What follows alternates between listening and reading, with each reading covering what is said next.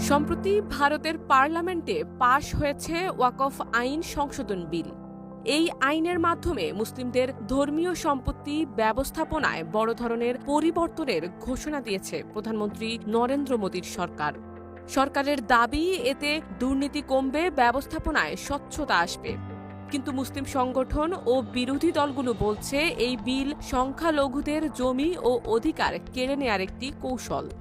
বিল অনুযায়ী এখন থেকে ওয়াকফ বোর্ডে অমুসলিমদের অন্তর্ভুক্ত করা যাবে। আরও বড় পরিবর্তন হলো, ওয়াকফ জমির মালিকানা প্রমাণ করতে হবে জেলা প্রশাসনের অনুমোদনের মাধ্যমে। এতে বোর্ডের স্বাধীনতা হুমকির মুখে পড়বে বলে মনে করছেন সমালোচকরা।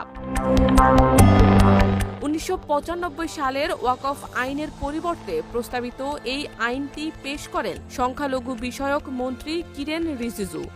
পূর্বের আইনে বোর্ড ছিল মুসলিম পরিচালিত, কিন্তু নতুন আইনে সরকারের হস্তক্ষেপের সুযোগ বেড়েছে।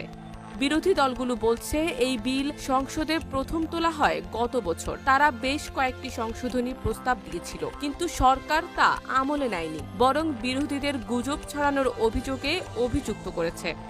এই আইনের ফলে শত শত বছরের পুরনো ওয়াকফ জমির উপর গড়া মসজিদগুলোর ভবিষ্যৎ আজ অনিশ্চিত।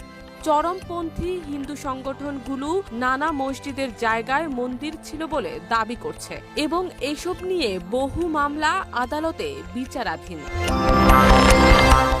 নতুন নিয়ম অনুযায়ী জমির মালিকানা প্রমাণ করতে গিয়ে ওয়াকফ বোর্ডকে একাধিকবার সরকারি অনুমোদনের মুখোমুখি হতে পারে, যা তাদের নিয়ন্ত্রণ কমিয়ে দেবে। এই সুযোগে অনেক মসজিদ বা ধর্মীয় সম্পত্তি বাজেয়াপ্ত করার শঙ্কা রয়েছে।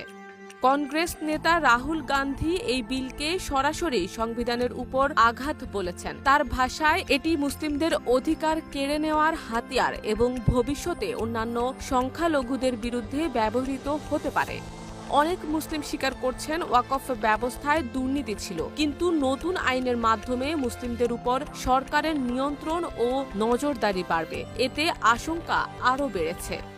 ভারতের 140 কোটির মধ্যে 14% মুসলমান হলেও তারা দেশের সবচেয়ে পিছিয়ে পড়া জনগোষ্ঠীর একটি।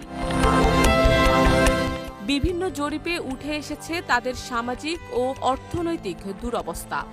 মুসলিম নেতারা বলছেন এটি শুধু প্রশাসনিক পরিবর্তন নয়, বরং রাজনৈতিক উদ্দেশ্যপ্রসূত একটি পদক্ষেপ। নতুন আইন মুসলিমদের ঐতিহ্য, ধর্মীয় স্বাধীনতা ও সম্পত্তির নিরাপত্তা সবকিছুকে একসঙ্গে চ্যালেঞ্জের মুখে ফেলেছে।